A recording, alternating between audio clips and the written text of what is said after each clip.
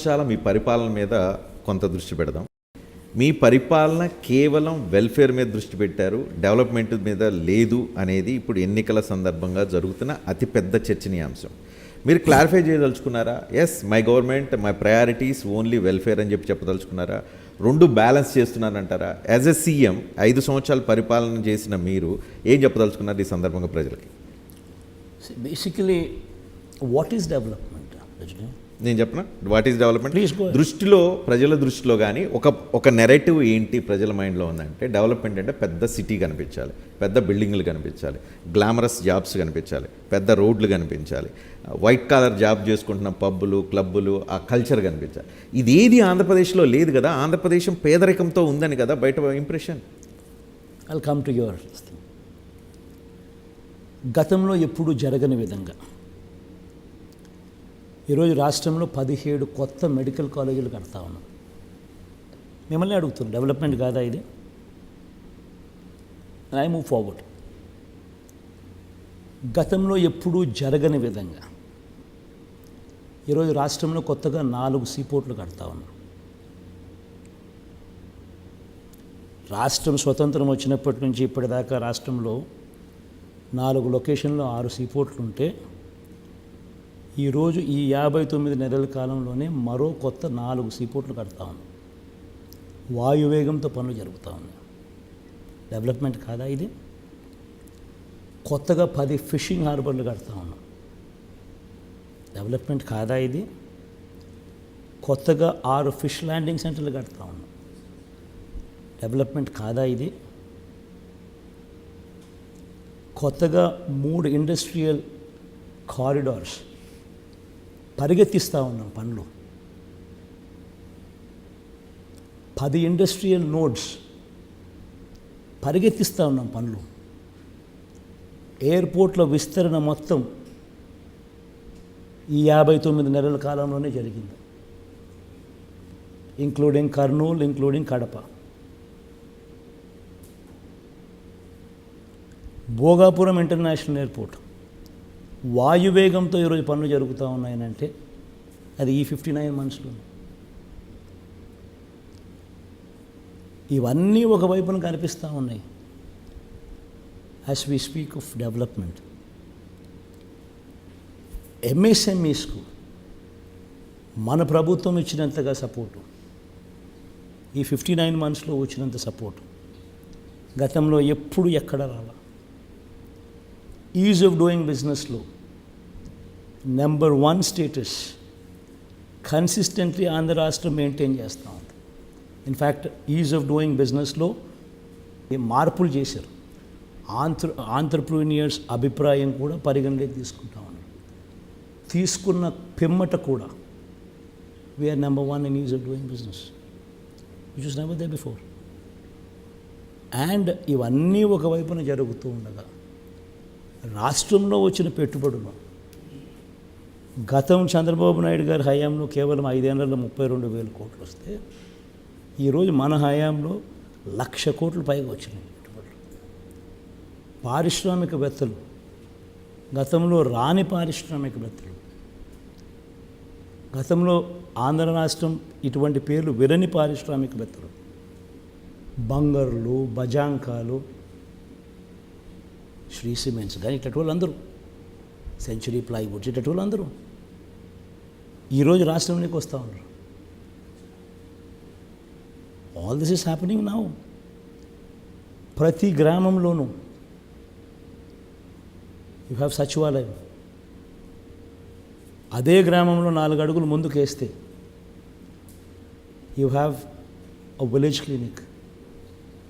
అదే గ్రామంలో ఇంకో 4 అడుగులు ముందుకు వేస్తే you have an English medium, నాడు నేడుతో బాగుపడ్డ ఇంగ్లీష్ మీడియం స్కూల్.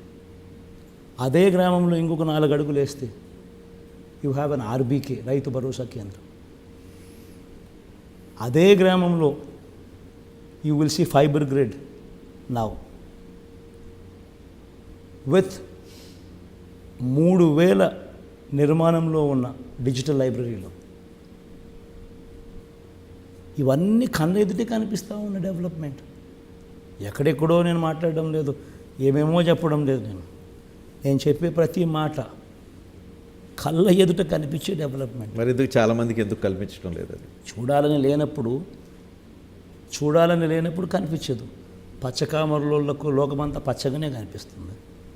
ఆ మాదిరిగా చూడాలని లేనప్పుడు, ఎస్పెషలీ మన కర్మ ఏందనంటే ఇక్కడ యుద్ధం ఏం జరుగుతూ ఉందనంటే, వీళ్ళ పేరుకే మీడియా, వీళ్ళు associate partners of Chandrababu Naidu. అన్ఫార్చునేట్గా వీళ్ళకు మనం చేసే ఏ మంచి కనపడదు. పైగా అబద్ధాలు, వక్రీకరణలతో మనం చేసేదాన్ని కూడా డైల్యూట్ చేసి వేరే రకంగా ట్విస్ట్ చేసి రాసేవాళ్ళు వీళ్ళు.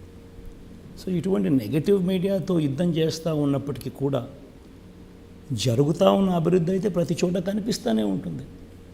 నేను ఒకటి చెప్తాను Rajani, what is sustainable development? ఈరోజు నేను ఒకటి చెప్తాను. నాడు నేడుతో బాగుపడ్డ స్కూళ్ళు, ఆ స్కూల్స్లో ఇంగ్లీష్ మీడియం,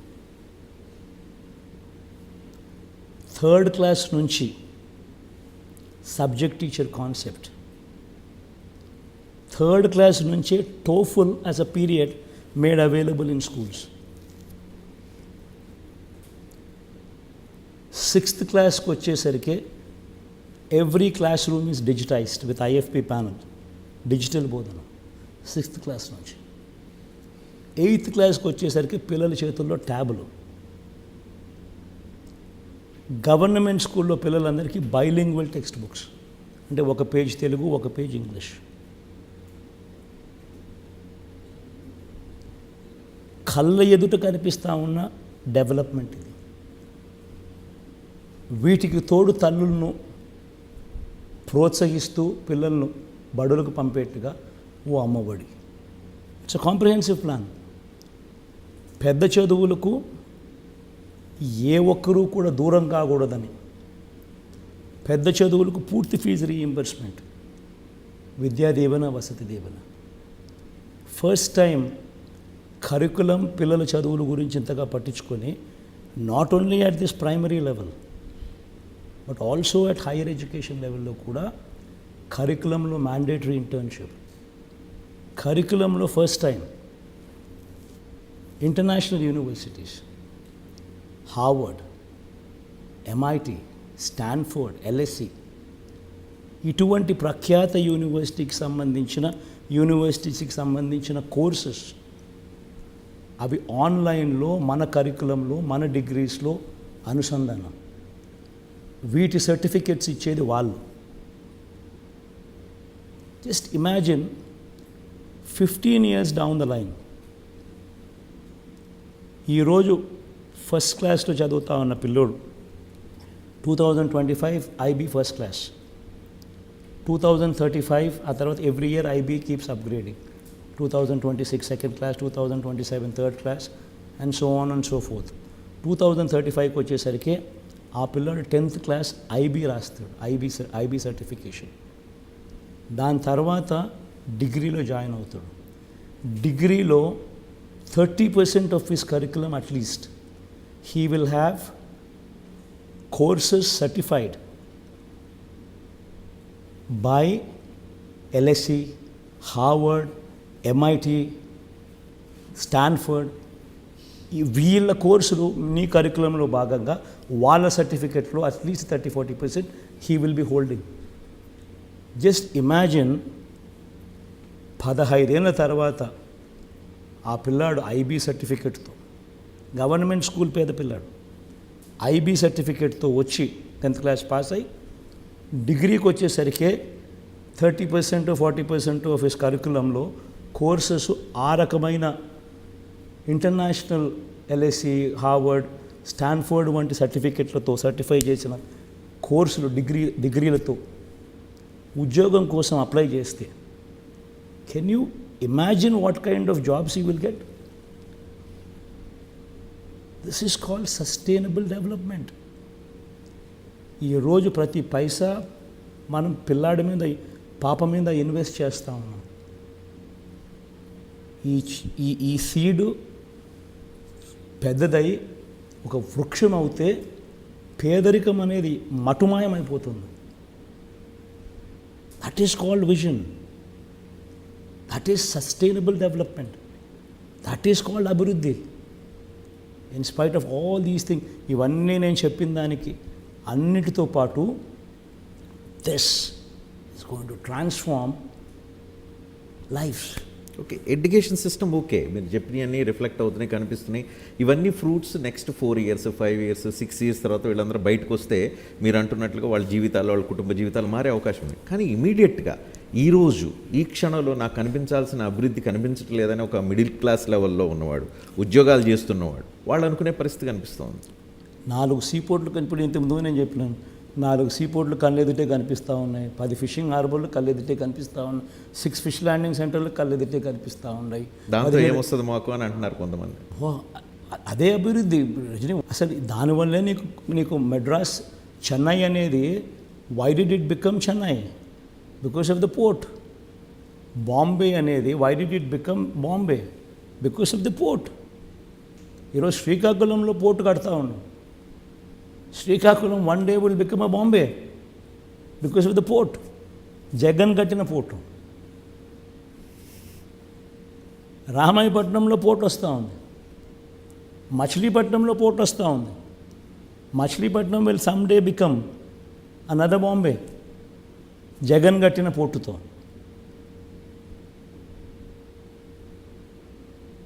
కళ్ళెదుట కనిపిస్తూ ఉన్నాయి. ఇవన్నీ కనిపిస్తూ ఉంటే ఇంకా చూడకూడదు అని అనుకుంటే వాళ్ళకి మనం ఇంకేం చెప్పలేము. ఇవన్నీ ఎన్ని రోజుల్లో ఫ్రూట్స్ అందే అవకాశం ఉంది? స్థానిక ప్రజలకు కావచ్చు, ఉపాధి అవకాశాలు కావచ్చు, మీరు చెప్తున్న బాంబే తరహా డెవలప్మెంట్ కావచ్చు, ఎన్ని సంవత్సరాలు పడుతుంది? ఐ థింక్ మీరేం చేయాలంటే రజనీ, నేను అడుగుతున్నా కాబట్టి ప్లీజ్ కెమెరాని తీసుకుంటండి, కడతా ఉన్న 4 పోర్ట్లను చూపించండి. చూపించాం మేము ఆల్రెడీ. చూపించిన తర్వాత పర్సెప్షన్ కొంత ప్రజలకు చూపించండి, మారింది. ప్రజలకు చూపించండి. కడతా ఉన్న 4 పోర్ట్లు చూపించండి, కడతా ఉన్న 10 ఫిషింగ్ హార్బర్లు చూపించండి, కడతా ఉన్న ఇంటర్నేషనల్ ఎయిర్పోర్ట్ భోగాపురంలో కడతా ఉన్న ఎయిర్పోర్ట్లు చూపించండి, విస్తరించిన ఎయిర్పోర్ట్లను కూడా చూపించండి.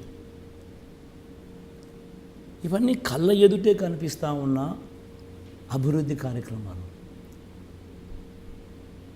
ఇవన్నీ ట్రాన్స్లేట్ అవుతాయి. Unfortunately we do not have Hyderabad city, which is a power engine. 60% of the revenues, 60% of the revenues of Telangana come only from Hyderabad, because it is the growth engine. Mana growth engine atuvantidi is Vizag. It is the biggest city. రాష్ట్రంలో biggest city is Vizag. దీంట్లో మనం Bhogapuram international airport ఏదైతే కడతా ఉన్నామో అది, ఉత్తరాంధ్రకు సంబంధించి శ్రీకాకుళంలో వచ్చే ఆ పోర్టు, ప్లస్ మనం విశాఖపట్నం మీద ఫోకస్ పెడుతూ మనం అక్కడే షిఫ్ట్ అయిపోయి విశాఖపట్నంలోకి మనం మకాం మార్చి ముఖ్యమంత్రి అక్కడే ఉండడం మొదలుపెట్టి, దాని మీద ఎప్పుడైతే అక్కడ ఫోకస్ వస్తుందో అప్పుడు 10 సంవత్సరాల తర్వాత మనకు తెలియకుండానే విశాఖపట్నంలో ఎంతో అభివృద్ధి జరిగి హైదరాబాద్కు, బెంగళూరుకు, చెన్నైకి కాంపిటీషన్లోకి వెళ్ళిపోతున్నది. వెరస్ అమరావతి అనేది, సోకాల్డ్ అమరావతి అనేది, ఇది విజయవాడలోనూ లేదు, గుంటూరులోనూ లేదు. 40 kilometers away from Vijayawada, 40 kilometers away from Guntur. In a barren land. ఇందులో బేసిక్ ఇన్ఫ్రాస్ట్రక్చర్, రోడ్లు, వాటరు, ఎలక్ట్రిసిటీ,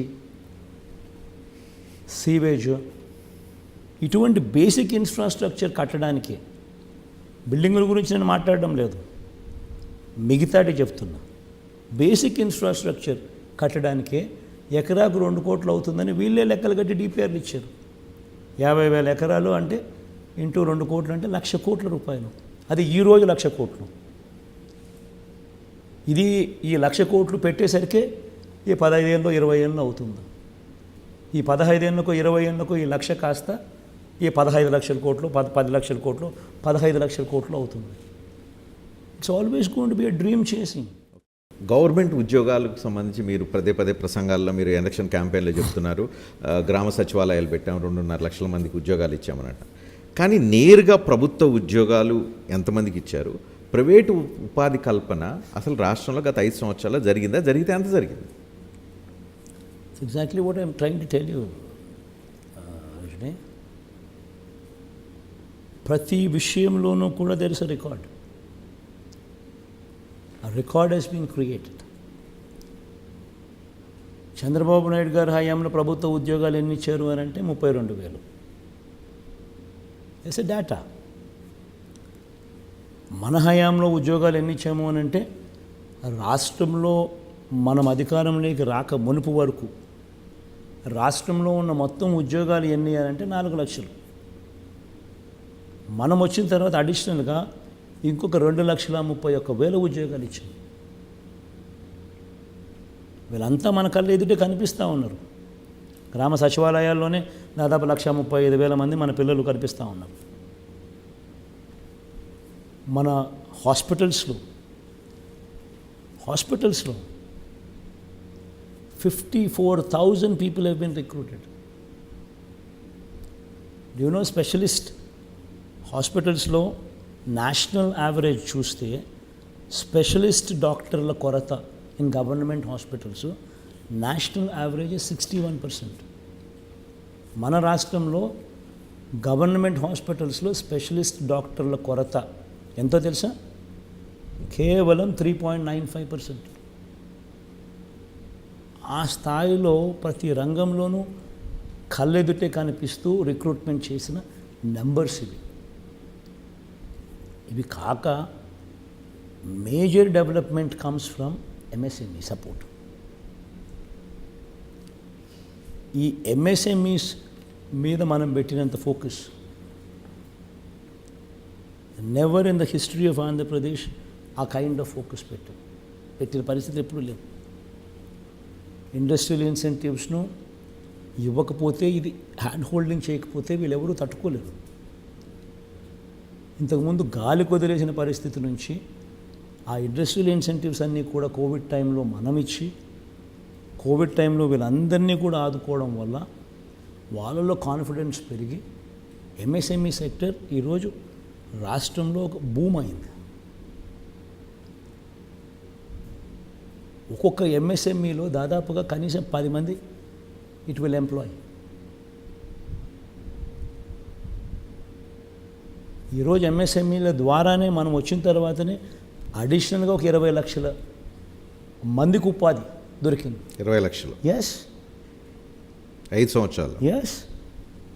2 లక్షల ఎంఎస్ఎంఈ యూనిట్స్ ఇంటూ 10 మంది వేసుకున్నా కూడా యూఆర్ టాకింగ్ అబౌట్ 20 లక్షల మంది.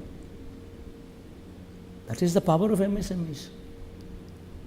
అండ్ యూనో, పెట్టుబడులు చెప్తా ఉన్నా, చంద్రబాబు నాయుడు హయాంలో ఎంత పెట్టుబడులు వచ్చినాయి, మన హయాంలో ఎంత పెట్టుబడులు వచ్చాయి. చంద్రబాబు నాయుడు హయాంలో దాదాపుగా 30 చిల్లర వేల కోట్లు వస్తే ఇప్పుడు 1,00,000 చిల్లర కోట్లు వచ్చినాయి పెట్టుబడులు. ఇవన్నీ కనిపిస్తూ ఉన్న ఆస్పెక్ట్స్ అయినా కూడా మోస్ట్ ఇంపార్టెంట్ థింగ్ ఏందనంటే రజనీ, గ్రోత్ అనేది ఏంది, గ్రోత్ అనేది ఎక్కడి నుంచి వస్తుంది. మొత్తం గవర్నమెంట్ ఉద్యోగాలు 4 లక్షలు ఉంటే మా ప్రభుత్వం రానంత వరకు మేము ఇంకొక 2,31,000 ఉద్యోగాలు ఇచ్చినామనంటే చాలా బాగా ఇచ్చినామని చెప్పుకునే పరిస్థితి. ఎందుకంటే 50% గవర్నమెంట్ ఉద్యోగాలు యాడ్ చేసినాం. అంతవరకు ఉన్నంత వరకు అంటే దశాబ్దాలుగా ఉన్నదానికి మేము ఇంకొక 2,31,000 యాడ్ చేసేసరికి 50% అడిషన్. మేజర్గా ఉద్యోగాలు వచ్చేది ఎక్కడ అంటే ఎంఎస్ఎంఈస్ ద్వారా వస్తుంది. రెండోది self employed sections. Self employed sections అనేది గ్రోత్ను డ్రైవ్ చేస్తాయి. సెల్ఫ్ ఎంప్లాయిడ్ సెక్షన్స్ అంటే ఎవరు? రైతులు. 62% of the work force comes from agriculture. వ్యవసాయం నుంచి 62% మందికి ఉపాధి కల్పిస్తుంది. ఇందులో 50% of the farmers own less than ½ hectare.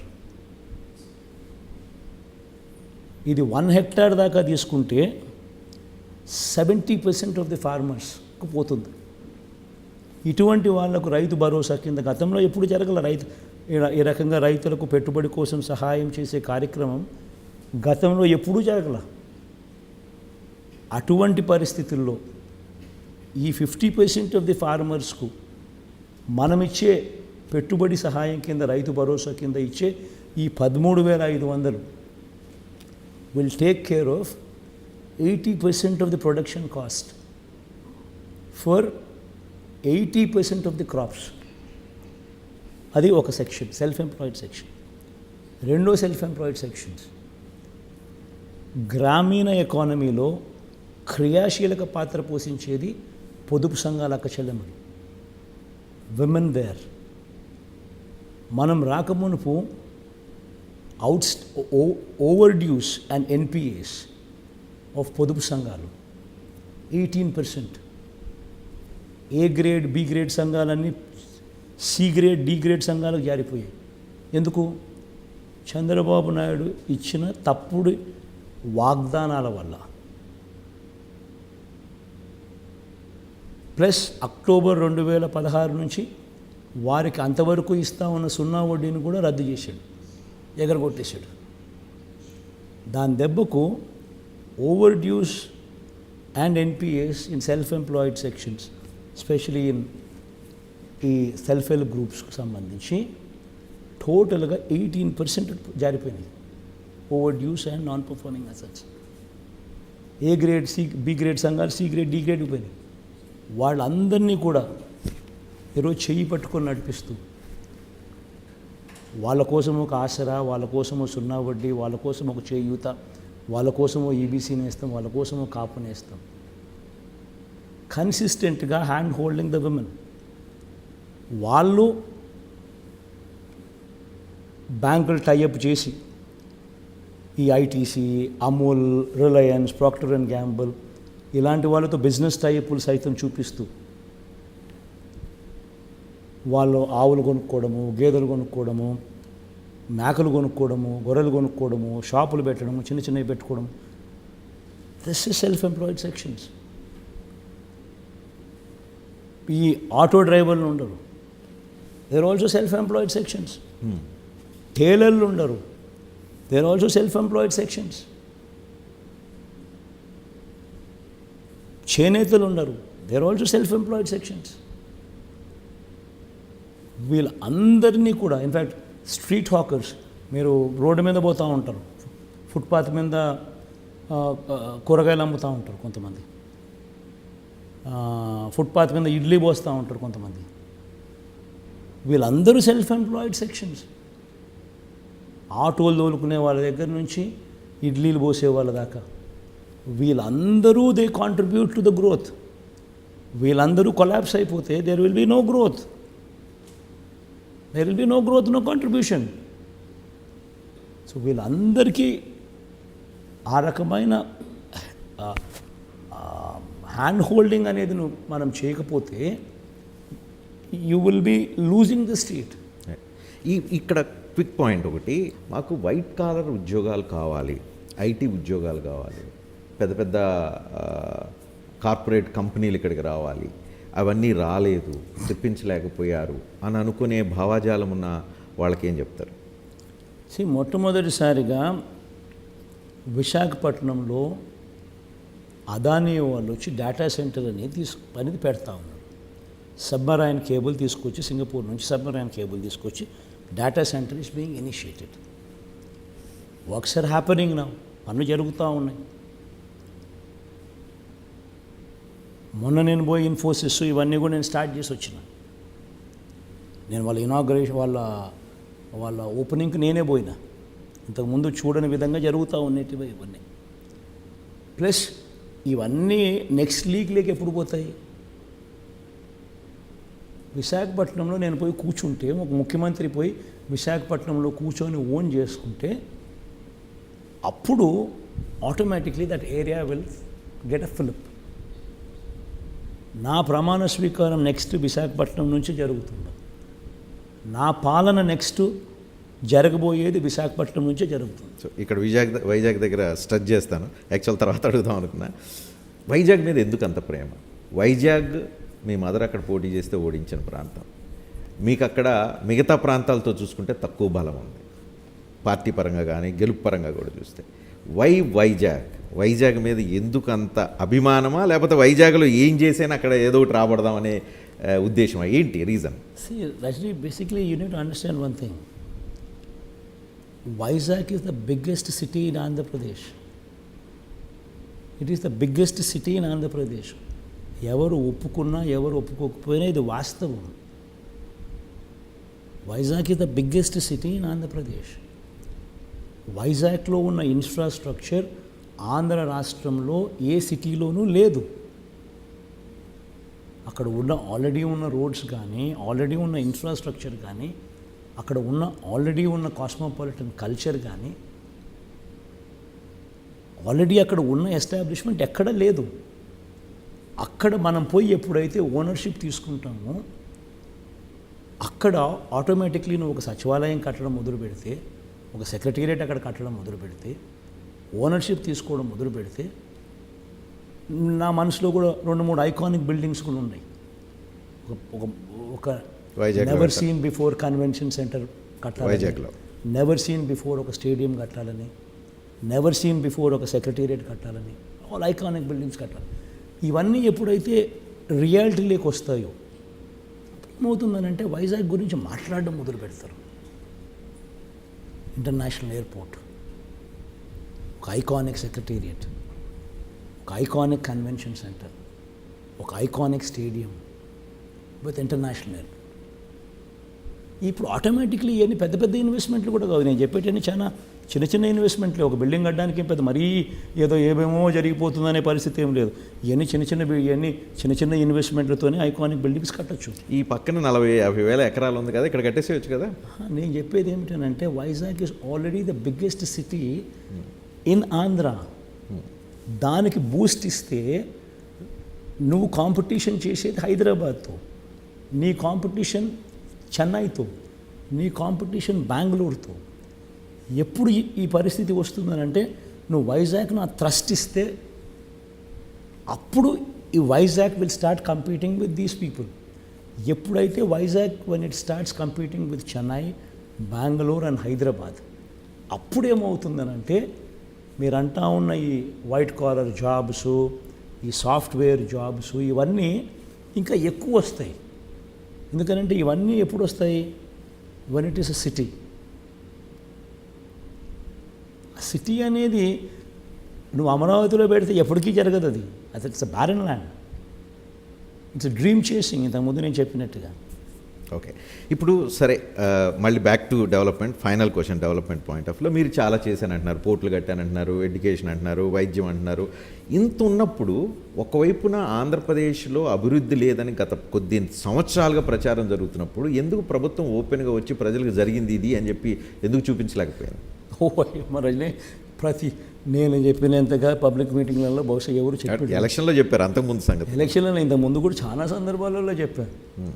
చాలా సందర్భాలలో చెప్పినప్పటికీ అన్ఫార్చునేట్గా ఏంటంటే ఆంధ్ర రాష్ట్రంలో పరిస్థితి ఏమిటంటే ఆంధ్ర రాష్ట్రంలో గోబెల్స్ సిద్ధాంతం. ఆంధ్ర రాష్ట్రంలో మీడియా అనేది పోలరైజ్డ్ మీడియా. ఎందుకు వాళ్ళందరితో ఎందుకు గొడవ పెట్టుకుంటున్నారు మీరు? నేను గొడవ పెట్టుకునేది కాదు. They are Telugu Desam party blood. Telugu Desam పార్టీకి వాళ్ళు ఫుట్ సోల్జర్స్. వాళ్ళే తెలుగుదేశం పార్టీ, తెలుగుదేశమే వాళ్ళు. చంద్రబాబు నాయుడు గారు దోచుకున్నది వీళ్ళందరితో పంచుకుంటాడు.